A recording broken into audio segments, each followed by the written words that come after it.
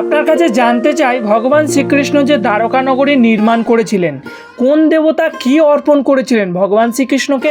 বাহ, আপনার প্রশ্নটা খুব দারুণ। ভগবান শ্রীকৃষ্ণকে বিভিন্ন দেবতারা বিভিন্ন কিছু উপহার দিয়েছিলেন।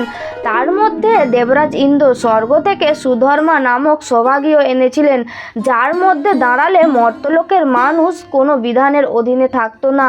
এছাড়াও পারিজাত বৃক্ষও এনেছিলেন।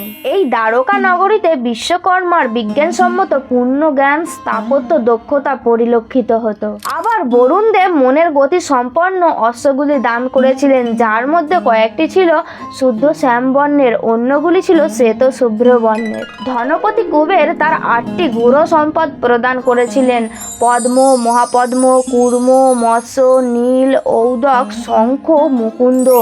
এছাড়াও বিভিন্ন গ্রহের অধিপতিরা তাদের ঐশ্বর্যগুলি প্রদান করেছিলেন। হরে কৃষ্ণ।